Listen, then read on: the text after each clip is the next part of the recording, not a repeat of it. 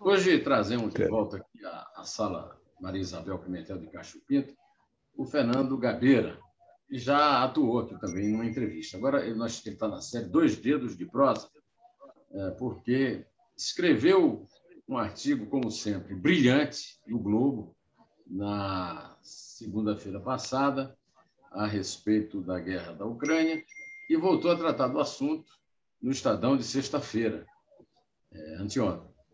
E o Gabeira é leitura obrigatória. Além disso, ele tem um programa de documentários na Globo News e um podcast com o também amigo, também grande jornalista Lauro Jardim, lá no Globo. Né? Ô Gabeira, tudo bem? Tudo bem, tudo bem. É um prazer estar falando contigo e com os seus seguidores. 319 mil. Subiu um pouquinho, porque agora eu estou fazendo uma série, Quinta e Cinco, com o Felipe Moura Brasil, no canal dele no YouTube, e no meu canal José Neumann Pinto, no YouTube. Fernando Gabeira é de Juiz de Fora. Nasceu em 1941, 10 anos antes de mim, filho de Paulo Gabeira e Isabel Nagli. Paulo Gabeira fazia o quê, Fernando? Meu pai era um pequeno comerciante. Ele tinha um armazém num bairro da cidade. Então, minha mãe era professora. A sua mãe professora. Colega da minha mãe, Dona Mundica, que infelizmente nos deixou em dezembro, aos 92 anos, no meio de uma crise grande de Alzheimer. Minha mãe foi quem me deu a cara, a vida e o amor à poesia. Ela tinha a mania, fazia muito calor lá em Iraúna, onde eu nasci, e ela dizia de cor O Navio Negreiro, e aí nasceu o meu enorme amor pelo Castro Alves, e a obra completa do Augusto dos Anjos, que é o patrono da minha cadeira número 1 na Academia Paraibana de Letras, que você conhece bem, mas esse assunto da Paraíba eu vou deixar para depois. Agora, vamos continuar em Juiz de Fora. Ô, Gabeira, quando você morava em Juiz de Fora, na sua infância, na sua adolescência, ali você começou na imprensa, quais eram os teus heróis, os grandes escritores da tua vida, e como é que você chegou a eles? Olha, quando eu comecei no jornalismo, muito garoto ainda, né? Comecei com 17 anos, 17 para 18 anos, nós éramos muito influenciados, de um lado, pela filosofia francesa, o existencialismo. Então, alguns dos autores que interessavam eram o Sartre, a Simone, e lateralmente o Camus, que também era importante. E eu tinha, particularmente, um interesse muito grande também pelos escritores norte-americanos, né? Sobretudo aqueles que se dedicavam a alguns contos e tal. Eram, sobretudo, Hemingway, o Saroyan, Faulkner. Isso também me interessava muito. No meu universo de jovem jornalista, eu ainda não tinha uma definição se eu queria ser um jornalista ou se o jornalismo seria apenas uma ponte para a literatura, entende? Um caminho para a literatura. Gabeira, você citou aí a dupla que brigava muito ali no Café de Flore, no Bebê Magot, né? O Jean-Paul Sartre e o Albert Camus. Quando eu era também adolescente, eram os meus dois heróis, só que eu achava que o Sartre ia permanecer como filósofo e o Camus como um grande escritor. Depois, com a onda toda do terror, se reverteu dentro de mim mesmo e no mundo. Isso aí, o Sartre se mantém como um enorme escritor, de Lemur, principalmente. Gosto muito de Lemur, aquelas coisas de escrita mesmo, o teatro, né? O Iclot e tal. E o Camus se consagrou como uma espécie de profeta, porque ficou marcado na minha vida aquela história de uma bomba terrorista pegar minha mãe numa estação em Wuhan, na Argélia, onde ele nasceu. E aí eu me lembrei, de uma entrevista magnífica que o Ariano Suassuna, meu amigo desde os meus 14 anos, deu para o seu amigo Pedro Bial. na entrevista, ele dizia assim: olha, francês é um bicho tão esquisito, Pedro, que tinha um francês bonito, rapaz, e um outro caolho, feio. E os franceses gostam do caolho, do feio, não é do bonito. Gosta do Sartre, não é do Camus. Aconteceu uma mudança dessa na tua vida ou não? Olha, aconteceu numa própria evolução política, né? Eu acho que o Sartre se comprometeu com o comunismo, né? De certa maneira, num determinado momento. Ele chegou a até panfletar na rua Cause du Peuple, um jornal maoísta, né?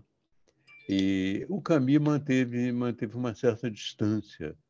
E, durante muito tempo, a gente, com a nossa concepção aqui, e muito influenciado por que se dizia na França, o Camus era tido como mais ou menos alienado.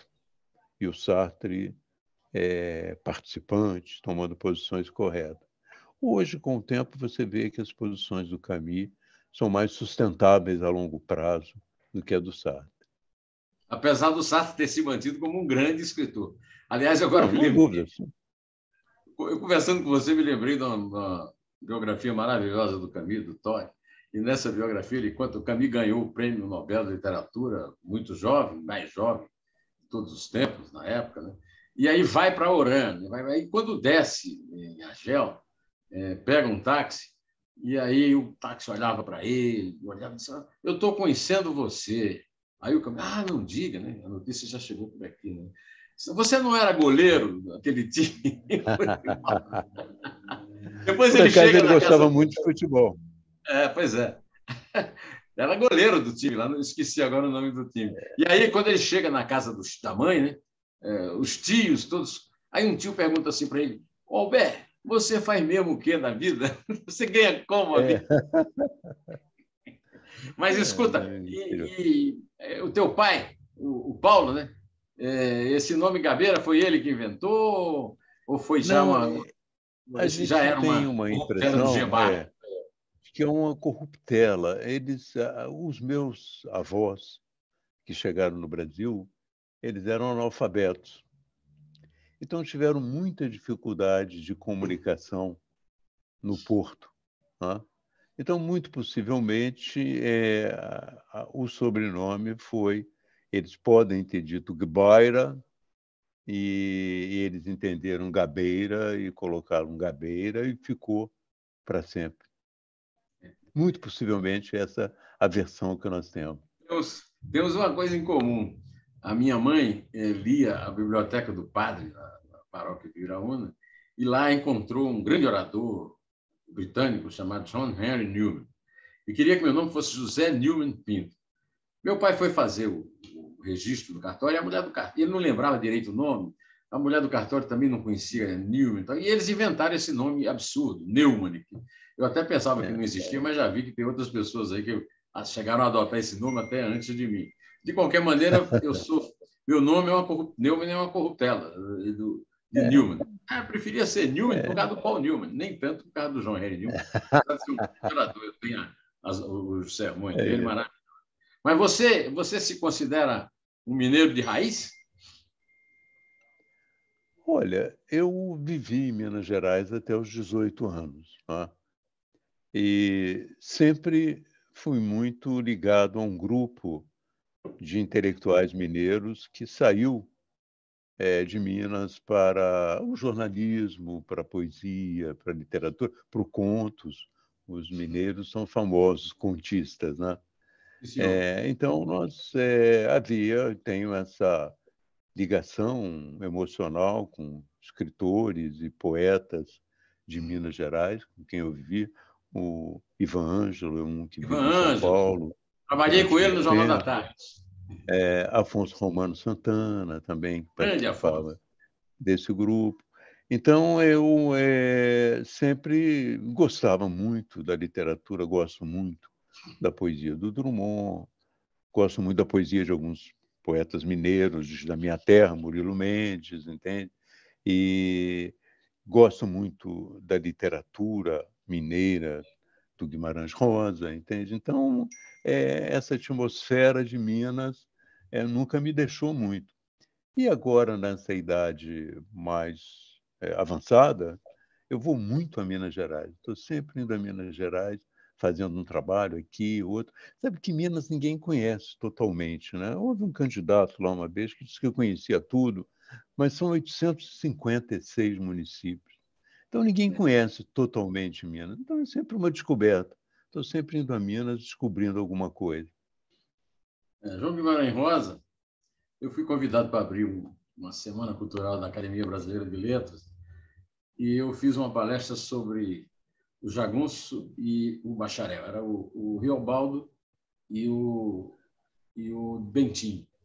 E para fazer essa palestra, Isabel estava fazendo uma luta particular para a gente engravidar, né? E eu ia com ela para um exame médico lá que demorava muito, e eu lia para ela, eu relia para mim e lia para ela o Grande Sertão Veredas. E aí, quando acabou o tratamento e tal, eu continuei a ler na cama para ela, em voz alta, e foi a melhor coisa que eu fiz em toda a minha vida em matéria de literatura, porque eu acho que eu tinha pensado que tinha encontrado o espírito do Guimarães Rosa quando eu fui à cidade dele, fui à venda do seu Rosa, e ali eu fiquei pensando do Guimarães, captando aquelas coisas do Manuelão, do Miguelinho e tal, lá na... Mas aí eu descobri que o verdadeiro Guimarães Rosa tem que ser lido pela palavra oral, né? E realmente o romance ganha muito. Não fiz isso com o Machado, porque aí havia uma certa diferença, mas não sei se haveria um romancista maior do que o João Guimarães Rosa no século XX no Brasil, né, Sr. Gabriel? Difícil. Olha, eu, na época, eu sempre gostei muito, e até tinha já os primeiros embates com a esquerda sobre esse tema, né? Ainda, digamos, nos anos 60, eu gostava muito do Guimarães Rosa e gostava muito da Clarice Lispector. Cada um no seu gênero, cada um fazendo um trabalho especial. Ucraniana. Ucraniana. Ucraniana. Minha Ucraniana do honra Recife. à Ucrânia, exatamente. Essas duas figuras sempre foram muito destacadas, né? Como eu gostava também na poesia, eu não gostava só de mineiros. Eu vivia no Rio de Janeiro, já como jovem jornalista, e tinha o hábito de jantar num restaurante chamado Campino, onde jantava também lá no fundo o Mané Bandeira. Então, toda O noite eu ficava olhando para ele. Eu nunca tive coragem poeta de do falar com Castelo. ele, mas eu tinha uma grande admiração pelo Mané Bandeira também, entende? O E poeta do outros Castelo. poetas que foram... Bandeira era meu poeta favorito, ao lado do Augusto. Né? E tem um filme maravilhoso que você deve ter inveja do João Pedro, porque não fez aquele filme. O Poeta do Castelo, né? O filme sobre o né? balé. Pois é, mas Maravilha. aí você foi para Belo Horizonte. Em Belo Horizonte também você enveredou pela imprensa, né? Como é que foi a tua entrada na imprensa Pela em Belo Horizonte? imprensa, em Belo Horizonte, eu tive duas experiências, né? A primeira experiência era com um jornal de oposição muito irreverente chamado Binômio, um jornal que até foi empastelado no golpe de 64, né? Ele era dirigido por duas pessoas, o Zé Maria Rabelo e Euro Arantes. Euro Arantes até virou deputado pela UDN, e era muito crítico e combatia muita corrupção e tal. Ele teria, digamos assim, quase que uma correspondência mais ou menos da tribuna da imprensa do Lacerda, no Rio. Entende? Quase, não é exatamente a mesma coisa, porque era um jornal mais moderno, com muitas reportagens, né? Nós tínhamos repórteres muito bons, um deles era o Roberto Drummond, que também se transformou em romancista, né? O Roberto era também um bom repórter. Até comprou escravos, ele comprou alguns escravos, numa reportagem comprando escravos em Minas, né? E o Binômio foi uma experiência. Depois teve uma experiência boa para mim também, que foi a Última Hora. Samuel resolveu fazer a Última Hora em Minas. Nós fomos trabalhar na Última Hora. Até tive a oportunidade de conhecer o Samuel, né, pai, né, e conversar com ele, trocar ideias sobre jornalismo. E fazia, na Última Hora, reportagens. De manhã, todas as manhãs. Fui repórter policial, muito tempo. Eu tinha como tarefa todo dia encher uma página. Isso aos 18 anos. Todo dia. Aos 18. Isso era beleza. Com 18 anos você enche uma página fácil. Né? Você faz qualquer coisa, né? Você diria que o teu grande professor teria sido Zé Maria Rabelo? O teu grande professor? O Zé Maria Rabelo morreu recentemente, coitado. Morreu Zé Maria recentemente. Rabelo era o dono do binômio. Fazer uma homenagem aqui a ele, que ele morreu recentemente. Uma bela figura, uma bela figura. E o Euro já morreu há mais tempo. E o Weiner também já morreu há algum tempo. Mas foram as pessoas com quem eu comecei a trabalhar, né? Como jovem jornalista. Aí você foi para o Jornal do Brasil. Como é que era o Jornal do Brasil quando você chegou? O Jornal do Brasil estava fazendo aquela grande revolução do Amílcar de Castro. Né? O Jornal do Brasil era o meu sonho. Odilo Costa Era Filho. Meca. Exato. Era a Meca dos jovens jornalistas mineiros. Né? O Jornal do Brasil era o meu sonho. Eu falei, olha, eu vou trabalhar nesse jornal porque aí estão as pessoas que conhecem o jornalismo e fazem bem. E realmente era uma experiência bem mais moderna do que o conjunto da imprensa brasileira. Primeiro pela diagramação, né? O Amílcar de Castro, que é um grande artista, né? É um grande escultor, mas um grande artista plástico, que, por sua vez, se inspirou num artista muito grande também, que é o Mondrian, e, através do Mondrian, ele concebeu aquela paginação do Jornal do Brasil. Então, isso, para mim, já era um avanço enorme em relação às outras coisas. Parecia que tínhamos mudado de século. Você chegou a conviver com o Amílcar lá no jornal ou já era o discípulo dele, Fenefa, Zé Carlos Avelar? Não, já convivi, ele já tinha saído, mas eu o encontrei algumas vezes, mas ele já deixando o trabalho no jornal, já como um escultor, né? Importante escultor. Ele dedicou grande parte da vida dele à escultura, né? Era um grande escultor. E no Jornal do Brasil eu, na verdade, tive muita sorte, que eu cheguei, subi, o chefe da reportagem era o Araújo Neto, um amazonense, uma doce figura, excelente caráter, e falei com ele, olha, moço, eu sou jornalista, queria trabalhar aqui. Ele falou, garoto, você é jornalista e quer trabalhar aqui? Então, senta aí, escreve alguma coisa aí para eu ver como é que você se sai. Aí eu sentei, escrevi, entreguei para ele uma hipótese de matéria, não era nenhuma matéria real. Ele olhou para mim e falou assim, tá bem, eu vou te integrar aí. E me integrou como estagiário, né, no Jornal do Brasil. Aí deu para eu trabalhar. Tinha dificuldade para sobreviver ainda, né, como estagiário, mas, felizmente, eu muito garoto ainda, 17 anos, tinha 17 para 18. Aí o Dines estava fazendo a experiência do Diário da Noite. Ele tinha um tabloide no Diário da Noite. E me convidou para eu trabalhar lá. Eu fui lá fazer um teste e me aproveitaram como copydesk. Copydesk era uma função bastante nobre, né? Em relação ao repórter. Você dava a forma final, o texto do repórter.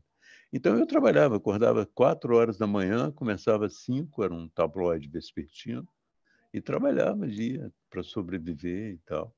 Foi muito bom, foi um período muito bom que fui desenvolvendo a minha capacidade e tal. Até que o jornalismo, o próprio Jornal do Brasil reconheceu em mim algum potencial, creio eu, e me mandou para País de Gales para fazer um curso de jornalismo e tal, e eu fui me aperfeiçoando e junto com o Dines entra no Jornal do Brasil, e junto com o Dines eu já trabalhava com bastante sintonia. Eu gostava muito do Dines, ele gostava muito do meu trabalho, então a gente se entendia muito bem. Aí eu comecei a fazer para ele, além da pesquisa do Jornal do Brasil, que o Dines ele tem uma vantagem. Ele inventou o Google avant la lettre. O Google não tinha não era eletrônico, mas ele tinha um departamento de pesquisa que a gente recortava todas as matérias sobre tudo e fazia pastas. Era um Google de papel, entende? E também o Dines me estimulou a trabalhar um pouco mais. Nós fizemos um caderno teórico de jornalismo, chamado Cadernos de Jornalismo. Aí a gente aproveitava o que havia de teórico nos Estados Unidos, na França e tal, íamos tentando socializar e contribuir na formação dos jovens jornalistas. Aí você se meteu na guerrilha. Aí na própria pesquisa, né, já no período da ditadura, dentro da pesquisa, eu era chefe da pesquisa, e eles fizeram o AI-5 já, né? Primeiro havia muitas manifestações na porta do Jornal do Brasil, e eu, da sacada, eu vi e acabei entrando, né? Descendo e entrando. E depois, quando houve o AI-5, houve um processo também muito dramático para nós, porque eles interiorizaram a censura. Os censores foram para dentro do jornal. A censura era feita de longe. Mas os censores ficaram no jornal, eles tinham mesas no jornal e recebiam todo o material. Aí eu falei, bom, aqui dentro dessa pesquisa, o que nós vamos fazer? Algumas matérias tentando iludi-los, aos censores, né? E vou fazer também um jornalzinho com as matérias que não saem, com as informações que não saem. Um jornal chamado Resistência. A gente fazia esse jornal com mimeógrafo e distribuía a maior quantidade possível dele. Então, eu tive essa vida mais ou menos... Você fez o que o Inácio Loyola Brandão fez com Zero, que foi aproveitar material censurado. Exato, exato. Né, no seu caso, como jornalismo, no caso dele, como literatura.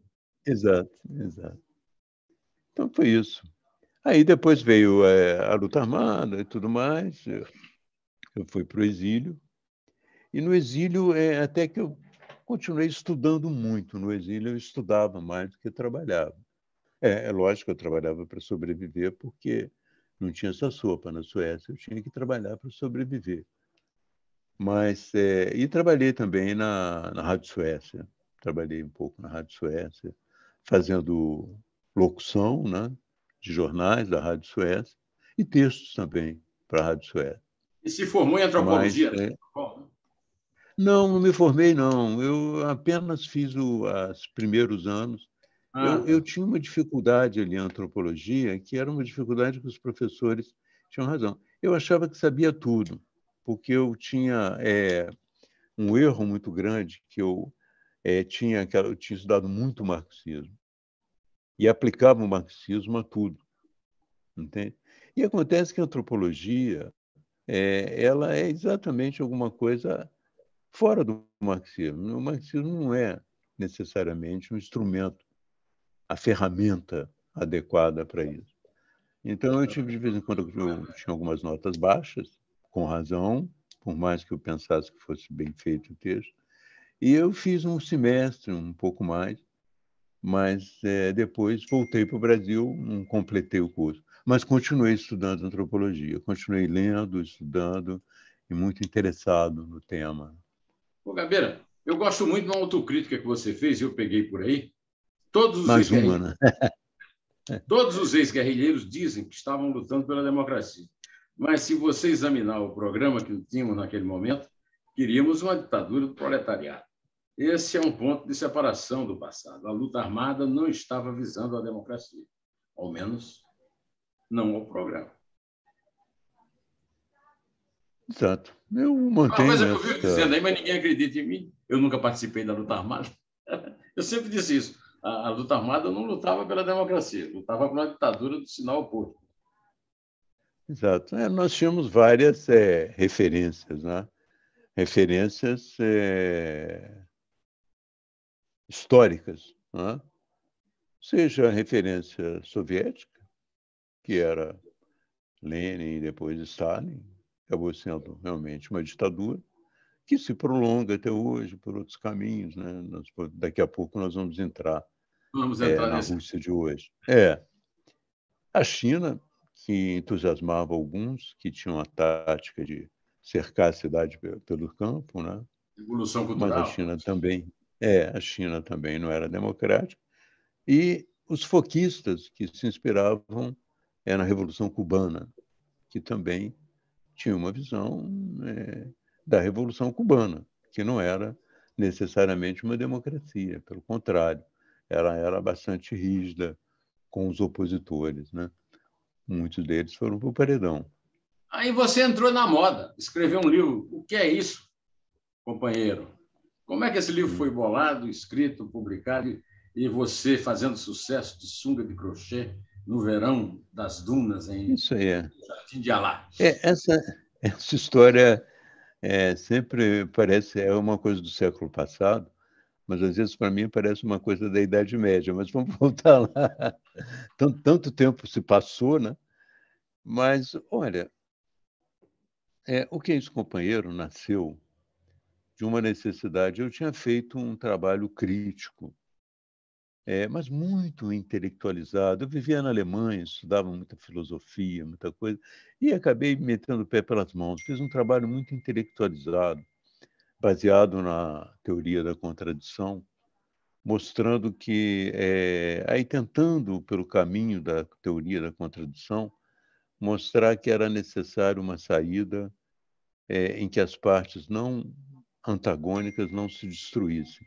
Em outras palavras, que não era preciso destruir a burguesia, que era preciso conviver com ela num determinado momento, numa outra forma. Eu dizia que a contradição não ia destruir nenhum dos dois polos, mas ia se mover num outro campo, né? Mas isso não deu certo.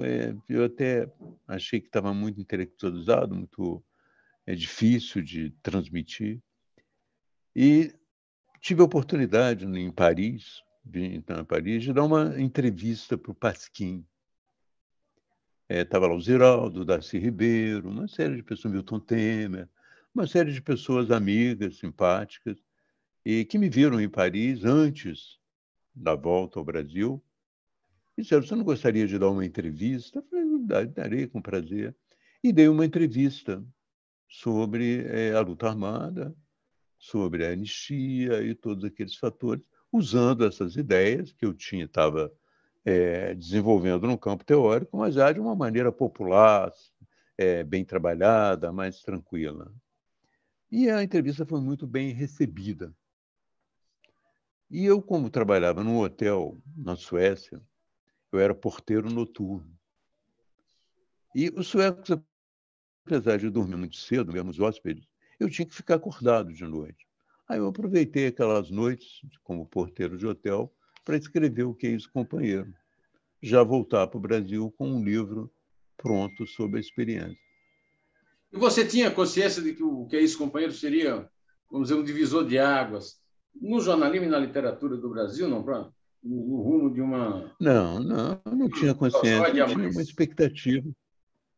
Eu tinha uma expectativa, vou te contar, muito mais prosaica, né? Muito mais pedestre.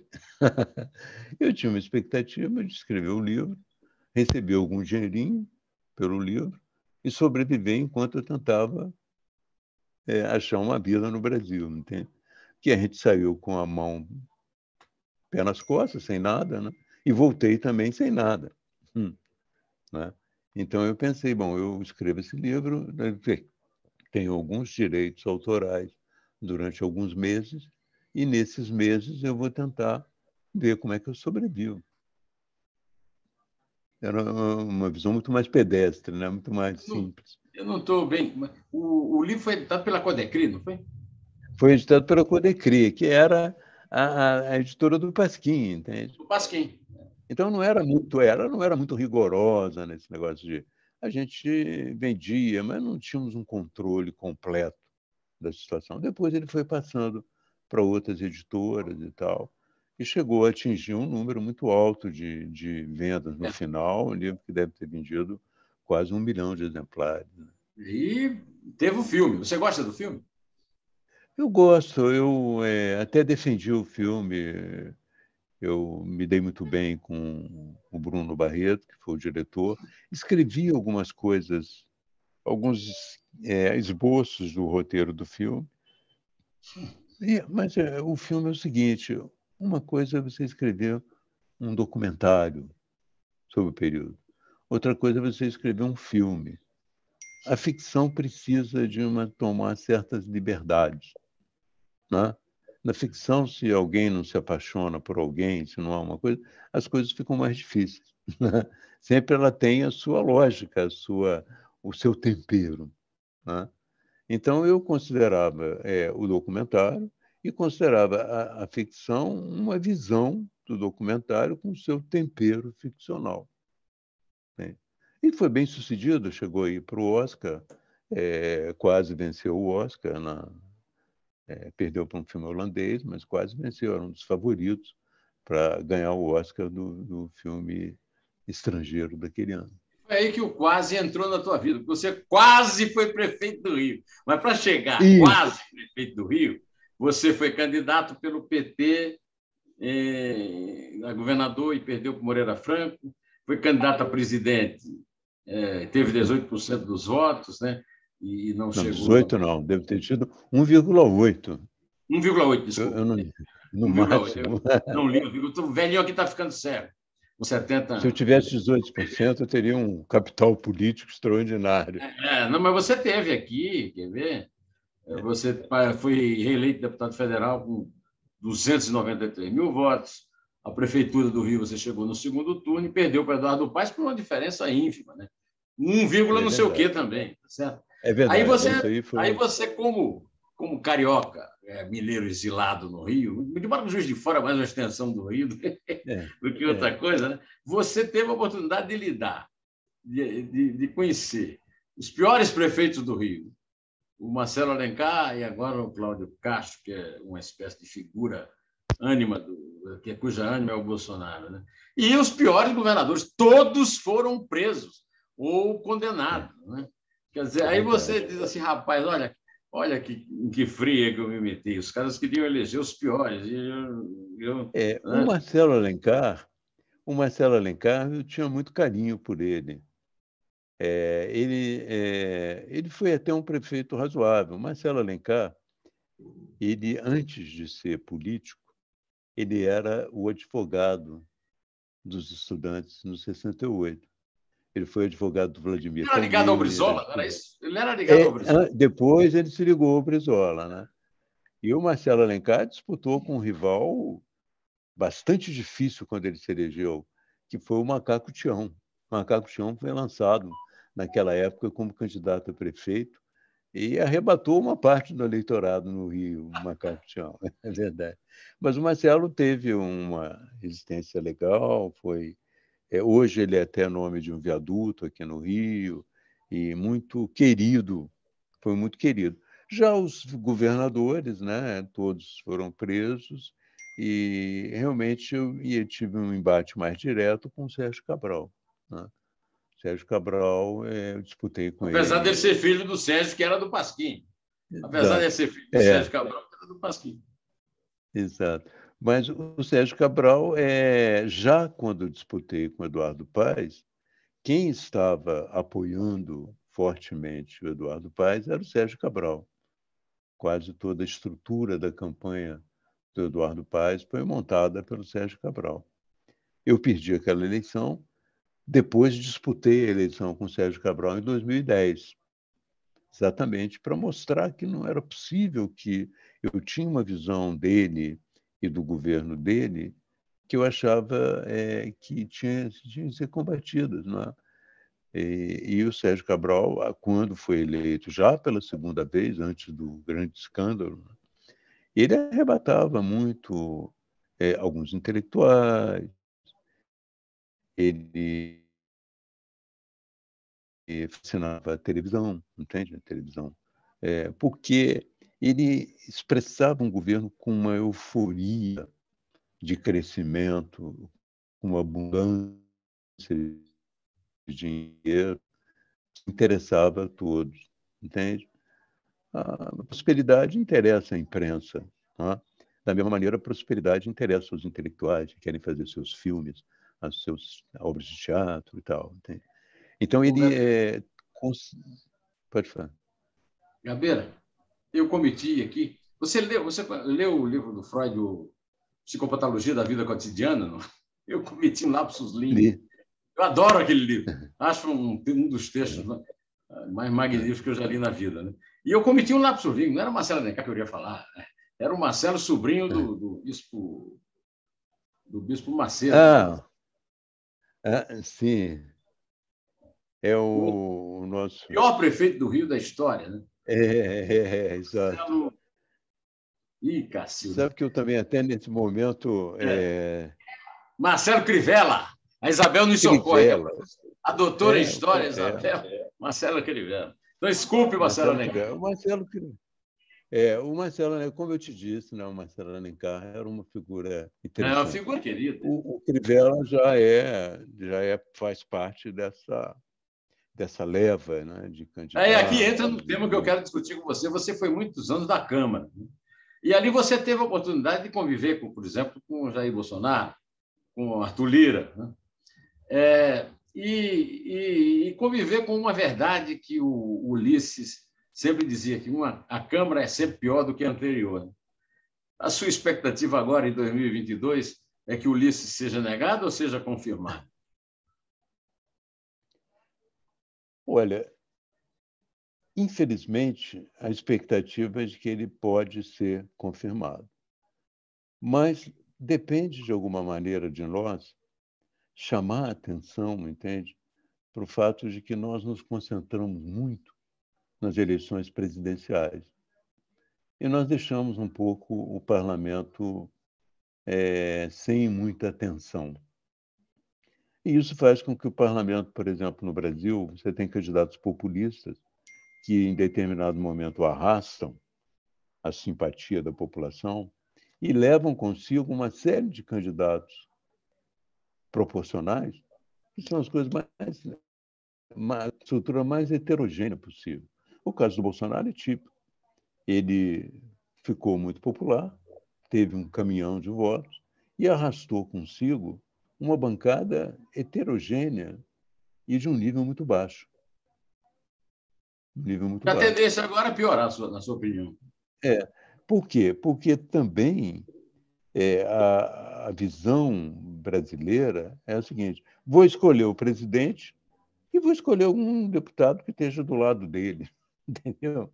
Que esteja apoiando o presidente. Não importa muito quem seja, desde que ele esteja apoiando o presidente. As pesquisas que a gente fez aqui no Rio mostraram, num determinado momento, que 70% dos eleitores esqueciam o nome dos candidatos em quem votavam para o parlamento, logo depois das eleições. Quer dizer, não há nenhum mecanismo no Brasil de cobrança, como existe nos Estados Unidos, né? Cobrança do seu representante. O que você está fazendo? Como é que você votou nesse caso, no outro? E isso atrapalha muito. E eu acho até, sabe, que esse tema que você colocou, se a gente for um pouco mais longe nele, a gente vai observar que ele é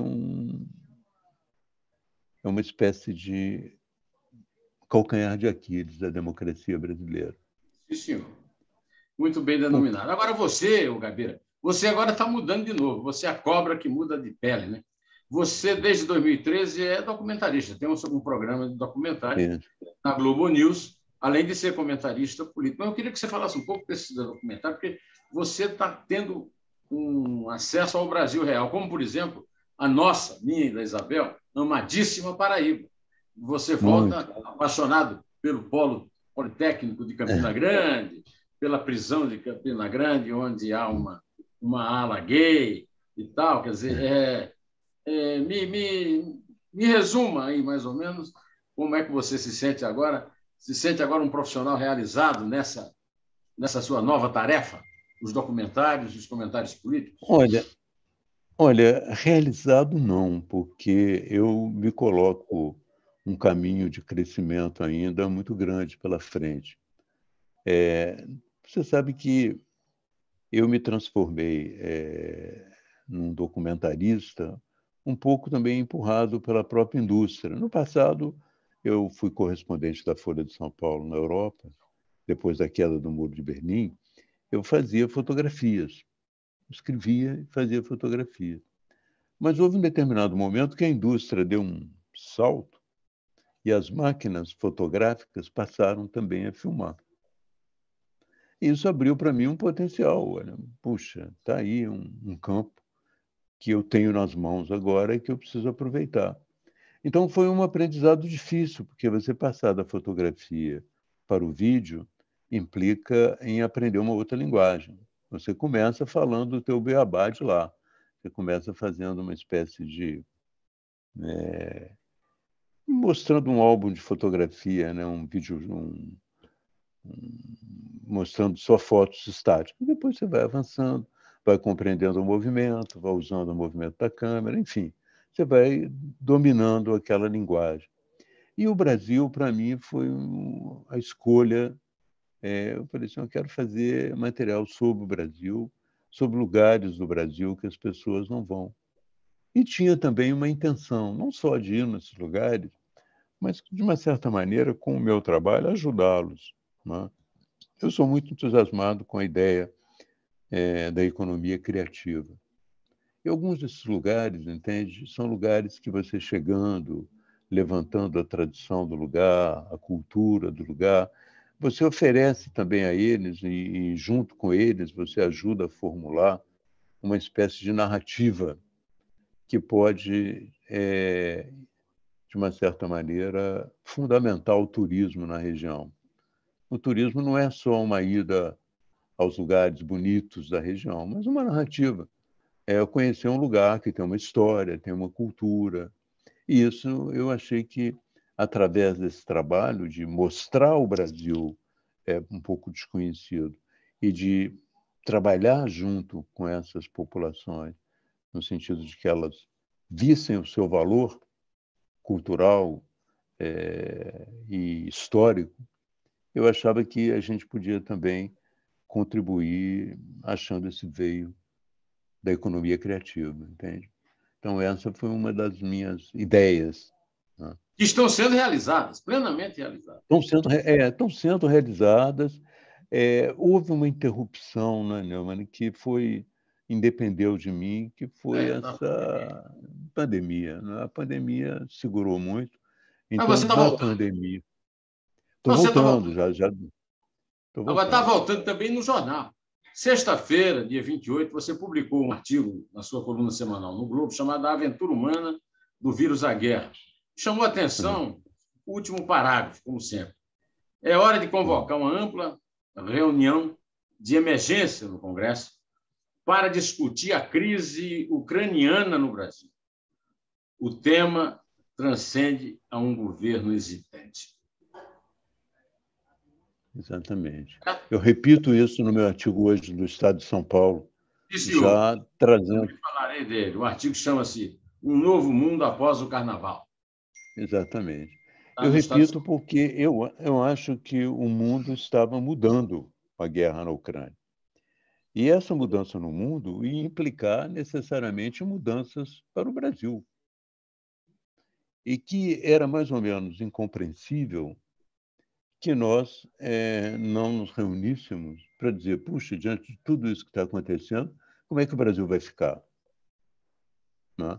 Porque se você depender do Bolsonaro, ele não tem alcance para isso. Ele não se importa. A visão do Bolsonaro é de que o Putin está avançando. O Putin é um cara conservador, importante, que está avançando sobre uma Europa que ele considera socialista. Entendeu? O Bolsonaro tem uma visão muito estranha, né? Ele publicou agora recentemente um panfleto, né, falando da nova ordem mundial, que a Europa era uma Europa socialista, junto com os Estados Unidos tinham se rendido ao marxismo, e que a saída era a Rússia, a China e os países árabes. Ô, Gabeira, então, e você trata desses assuntos também no seu podcast com o Lauro Jardim, é? Eu trato, sendo que no podcast a gente tem que analisar um pouco Dois mais. figuraças, eu gosto do Lauro, hein? Então, eu gosto de Ele é você. muito bem informado e tal. E a gente está, no podcast, por exemplo, nós discutimos como o Brasil reagiu em termos de proteção também dos seus nacionais lá na Ucrânia, né? O Brasil hesitou muito no processo de proteção e resgate dos Gabeira, brasileiros lá. você viu a entrevista do embaixador antes da invasão? Pois é. O Uma Brasil não coisa acreditava na deplorável. invasão. Não acreditava na invasão. É. Agora, Era uma esse coisa não acreditar na deplorável. invasão. Não, fiquem tranquilos, não vamos precisar fazer nada. E depois se É. esconde, agora está se escondendo dos brasileiros que precisam fugir de lá. Agora o governo resolveu mudar um pouco a tática, né? O Bolsonaro resolveu aceitar refugiados da Ucrânia e resolveram criar assim, uma espécie de consulados móveis ali ao longo da fronteira, em outros países, que fazem uma espécie de corredor, um corredor de apoio aos brasileiros saindo. Mas o problema todo, se a gente voltar um pouquinho na história, não precisa nem muito, foi a saída do Bolsonaro à Rússia, né? Eu critiquei muito a ida do Bolsonaro à Rússia, que eu achava que não era o momento, porque era uma crise internacional de grandes dimensões. Ele ia entrar num cenário de crise internacional de grandes dimensões sem nenhuma experiência, com a É o olho de um possibilidade rato. de escorrer. Você lembra do filme? Você lembra do filme O Rato que Ruge? Ele é o rato Pois que é, ruge. é. Ele ia entrar sem nenhuma experiência, ele ia fatalmente cometer uma gafe. E olha, não é porque eu escrevi, mas quando o Bolsonaro chega na Rússia e diz ao Putin só isso, nós somos solidários à Rússia, ele já estava selando uma posição política gravíssima para o país. Gravíssima, porque ele estava se colocando contra o Ocidente e apoiando e dizendo que, coincidência ou não, o Putin retirou algumas tropas da fronteira. Olha, o Putin retirou algumas tropas exatamente para melhor colocá-las e fazer a invasão. E ele achou que o Putin retirou algumas tropas para fazer um agrado a ele. Quer dizer, além de ele ser inexperiente, ele é muito ingênuo. Muito ingênuo, quer dizer, Você está sendo um muito homem dessa. delicado. Ele é mesmo é burro. Aliás, não é burro, porque não vamos falar mal dos muares, né? Olha, mas no teu artigo do Estadão, você diz também o seguinte: um novo mundo após o carnaval, você diz, as coisas estão ficando mais complicadas e, na medida em que se agravam, fica muito evidente a incapacidade do Bolsonaro de entendê-las e de reagir adequadamente. Se não houver um debate, o resultado será sempre pior para nós. Mais uma vez, seremos surpreendidos por mudanças para as quais não soubemos nos preparar. É isso aí, ponto final. É isso. É isso. Aí eu falo um pouco também, né? Tenho falado, eu tenho tentado, dentro dos limites meus mesmo, né? Colocar algumas questões estratégicas, né? Essa questão dos fertilizantes é uma questão estratégica para mim, entende? Por quê? Porque ela envolve mais do que o agronegócio brasileiro, ela envolve a nossa segurança alimentar. E as terras no Brasil não são assim tão poderosamente férteis, elas precisam de fertilizantes. E a gente tem que iniciar um trabalho estratégico de ser autossuficiente em fertilizante. Nós temos condições para isso, Ah, nós naturais. fizemos a agroindústria que nós fizemos, não podemos fazer a indústria de fertilizante. É só ir para Campina Grande, né? E lá em Minas também já estão fazendo Em coisas Minas, maravilhosas. no Cerrado Mineiro. Então, essa é a questão. Outra questão que eu queria colocar é a questão do combustível, né? Eu fico meio desapontado em ver todo o esforço nacional voltado para reduzir o imposto ali, conter o preço da gasolina na bomba agora. Eu acho que o esforço nacional devia ter um viés mais estratégico, entende? No sentido de você preparar o país para depender menos da gasolina, né? Você vê a indústria do carro elétrico nos Estados Unidos está avançando muito. Aqui no Brasil mesmo, o comércio do carro elétrico está avançando muito. E não houve um impulso na indústria brasileira para ela produzir o carro elétrico, entende? Da mesma maneira, a gente perdeu muito ao optar só por estradas rodoviárias. Nós temos que avançar na malha ferroviária. E tem um caminho para isso, quer dizer, tem que ter essa visão estratégica. Para alguns anos a gente está. E hidroviária também. Hidrovias Isso também. hidroviária também. Nós temos o Se não tiver essa visão estratégica, a gente vai ficar brigando com os fatos diariamente, entende? Você diminui um pouco o preço da gasolina, há uma crise externa. Né? Quando eu escrevi o artigo, eu disse, olha, o preço do petróleo está a $90 o barril. Se dispararem um tiro lá, vai para mais de 100. Não deu outra coisa. Além disso, eu queria ver com você o seguinte. Em 1938, portanto, você não tinha nascido ainda, mas aquele outro mineiro que eu entrevistei aqui, o Jair Goldberg, tinha nascido, né? Quase tinha nascido. O Hitler fez a Auschwitz, invadiu a Áustria e invadiu os Sudetos. E o Neville Chamberlain, naquela turma toda, tudo bem. Então. E o Putin fez alguma coisa, usando mais tempos, 80 anos depois, porque em 2008 ele invadiu a Geórgia, em 2014 a Crimeia e em 2022 a Ucrânia. Quer dizer, esse filme já foi visto. E parece que a lição não foi aprendida, né, pelo mundo. Não vamos exigir que o Bolsonaro aprenda essa lição, mas pelo menos aprenda a lição que você está dizendo. Fertilizantes é uma questão estratégica. Aliás, parece que a ministra da Agricultura tem essa visão. Se eu não me engano, ela fez declarações nesse sentido. Mas, olha, eu estou voltando a escrever agora no meu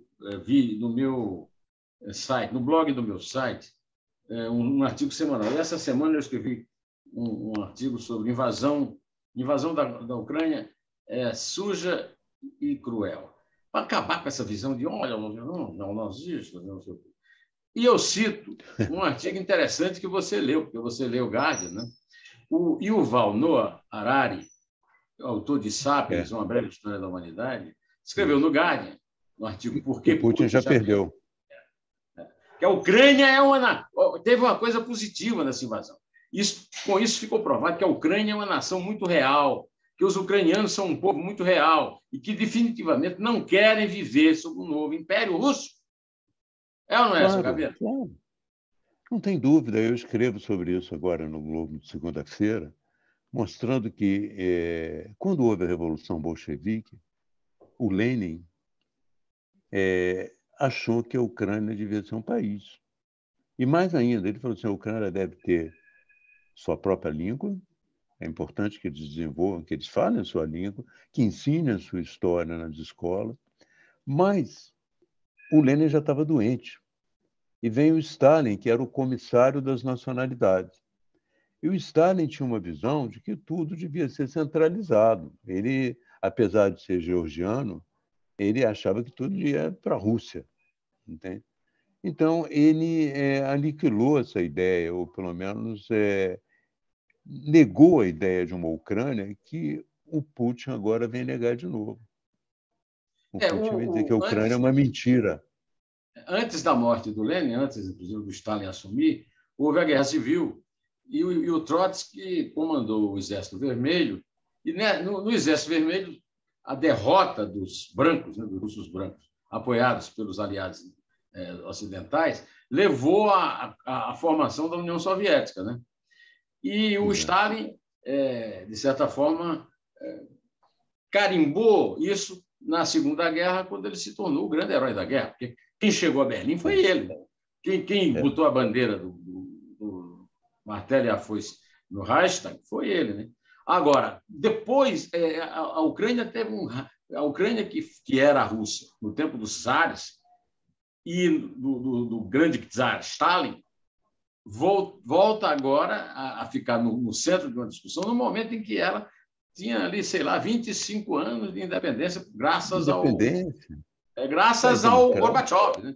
Graças a Glasnost. É um país democrático. Eu acho que isso aí... Eu tenho feito muita análise, tenho lido muita análise, mas eu estou achando, e até escrevi isso, entende?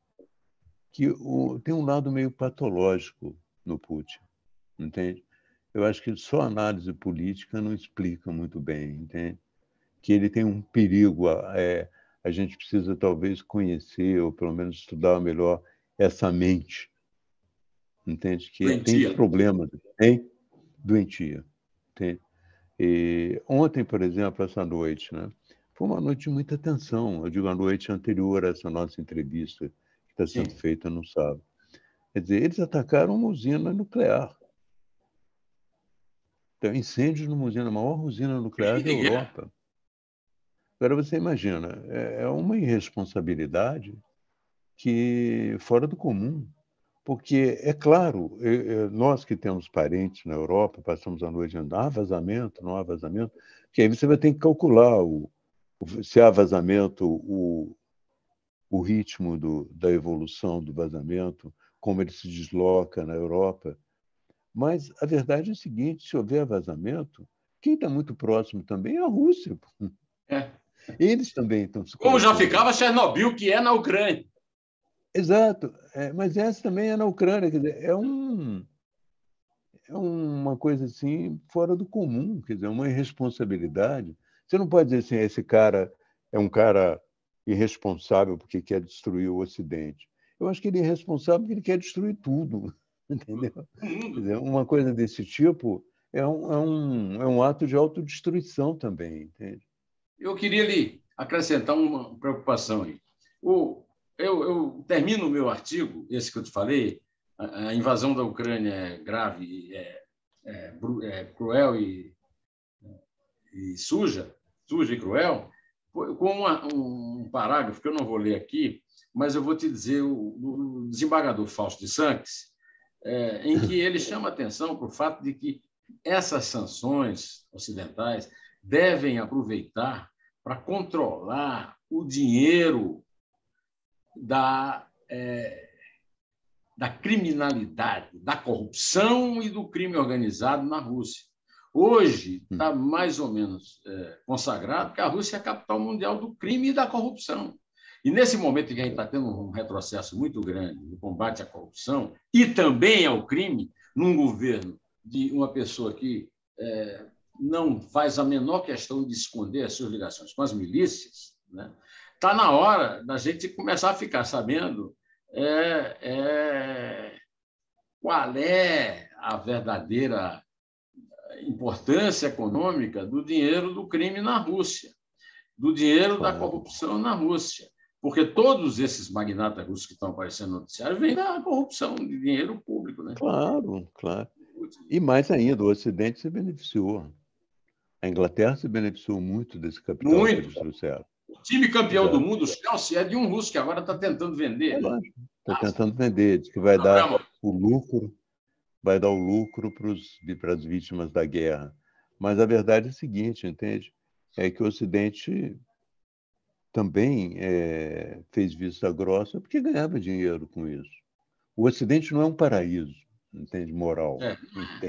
Não é uma coleção de sanções. Então, e tanto é que nas sanções isso aí não está sendo contemplado. Outra coisa que o desembargador não notou, e eu coloco aqui também para você, que até agora não apareceu o outro fato, que a Rússia é a maior central de fake news do mundo. Os russos interferem em eleições de países democráticos da forma mais cínica do mundo, através de uma rede social chamada Telegram, que foi quem tornou pública aquela bobajada do Intercept Brasil contra a Lava Jato. De qualquer maneira, a guerra das fake news precisava ser travada também agora nessa invasão da Ucrânia. Né? É preciso revelar. Alguma coisa já foi feita. Você viu, né, Gabeira? Você viu os 5 países que votaram a favor do Putin, né? A Rússia, a Bielorrússia, a Coreia do Norte, a Eritreia e a Síria. Eu tenho certeza que você não planeja ir nos próximos 50 anos a nenhum desses países, porque é tudo ditadura, né? Não tem nenhuma democracia aí. A não ser por dever profissional, né? Alguma coisa. Eu tive na Chechênia agora, em 2018. Em 2018 eu tive que fazer a Chechênia. Mas é isso, eu acho que o Ocidente foi muito complacente com isso, se interessou. Leniente.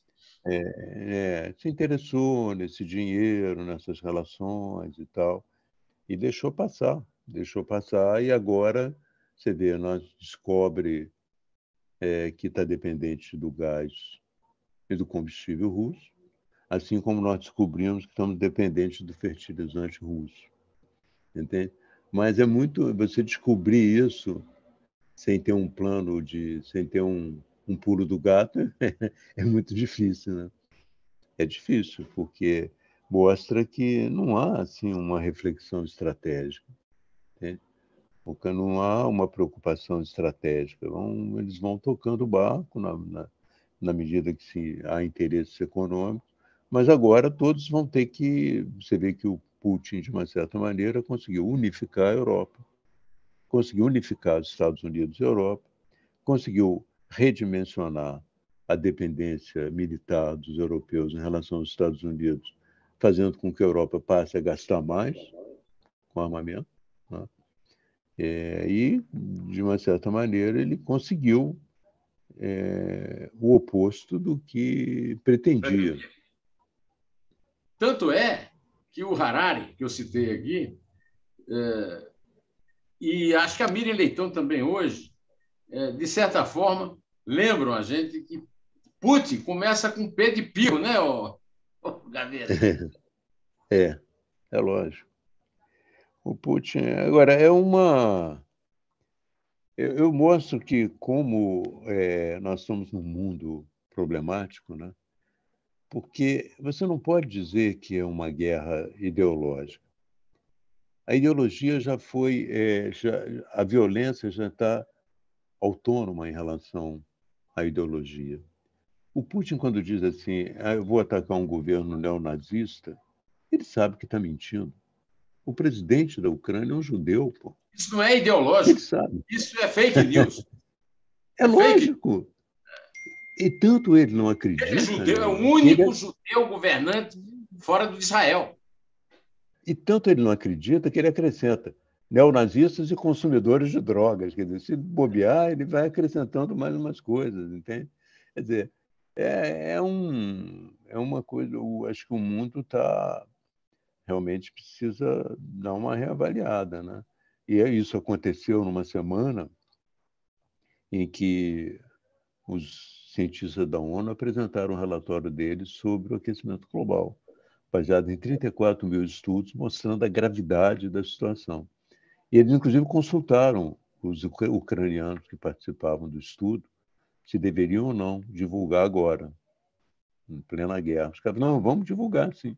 É importante que as pessoas saibam que, além dessa confusão que nós estamos vivendo, existe esse outro problema nos envolvendo também, entende? Que é o aquecimento global e são os eventos extremos. Nós estamos vendo aqui, nós ainda não enterramos todos os mortos em Petrópolis, ainda não recuperamos nem parcialmente Petrópolis. Já desapareceu, ninguém sabe mais o que aconteceu em Petrópolis, entende? A própria televisão já não se interessa em contar como é que estão Até as o coisas próximo por lá. verão. Até o próximo verão, entende? E que deve ser Até muito o próximo pior. carnaval. E deve ser muito pior. Vai ser muito pior porque nada foi feito. Nada foi feito antes, nada está sendo feito agora e nada será feito no futuro. Isso aqui não é uma previsão de Cassandra, pessimista, não. É a constatação dos fatos de como a política brasileira... Enquanto eu me preparava para fazer a tua entrevista, eu lia que o Rony Lessa, assassino já sacramentado da Marielle, disse à Eu Veja li que na o Bolsonaro... Veja. Hein? Eu li na Veja também. Disse à Veja que o Bolsonaro ajudou quando perdeu a perna no atentado para serem bem atendidos. Ora, Gabeira, ou nós dois somos dois inocentes imbecis, mas vem cá, faz sentido um sargento da Polícia Militar do Rio de Janeiro morar no mesmo condomínio? Não existe classes no Brasil. No mesmo condomínio mora um deputado federal, eu nem falo no presidente da República. Quer dizer, é claro que existe uma relação disso, até porque o Rony Lessa ocupa um quiosque, não foi o quiosque que matou o congolês, não. Um quiosque na frente da praia do condomínio onde mora o presidente, no qual ele vende mortes. Ele é o agente do escritório do crime, que era chefiado pelo capitão Adriano, que foi chorado publicamente pelo Flávio Bolsonaro. Quer dizer, ou nós somos um país de babacas, então você está convocado a escrever um livro. O que é isso, babaca? É isso, vamos ver. Eu acho que a expectativa é de que a gente possa dentro dos limites, se livrar desse horror, né? Embora eu não seja tão otimista assim. Eu acho que nós vamos nos livrar do horror para seguir na mediocridade. Mas, de qualquer maneira, livrar do horror já é um avanço. É um avanço. Viva a mediocridade! Vamos à mediocridade! Eu esqueci de te perguntar alguma coisa que você queria falar, não? Não. Estou à sua disposição. Que você já está esgotado aqui, de ter respondido. Tá bom. Então, vamos nos despedir. Vamos aqui. Tá bom, então. Eu venho aqui. Um grande abraço. Demais, não falamos da Paraíba, muito da Paraíba, mas falei da Paraíba, próxima... você não... Mas pode falar da Paraíba. Pode não, falar. Numa próxima falaremos da Paraíba. Vamos fazer um só sobre a Paraíba. Campina Grande, polo tecnológico. Né? A última coisa que eu tenho falado da Paraíba é de que o Queiroga, se candidatar lá achando que vai se eleger fácil, ele está equivocado. O povo da Paraíba enganado. Tem um alto nível. Ele pode... o Queiroga hoje só pode reivindicar uma coisa, ele é pior do que o Pazuello. Eu acho difícil que ele se eleja lá como ele gostaria. Não vai se eleger, não. Mas ele é pior do que o Pazuello, que está agora aposentado. Acabou de ir para a reserva. Agora, eu não tive cuidado de verificar se ele é marechal ou não, porque os generais do Bolsonaro normalmente se aposentam como marechais, ao contrário dos generais. Ele vai ser candidato a deputado federal. Vai ser um deputado federal. É isso, meu amigo. Eu estou à sua disposição quando tivermos uma chance, voltamos ao nosso papo. A nossa fofoca. Tá bom. Campina Grande é a capital mundial da fofoca.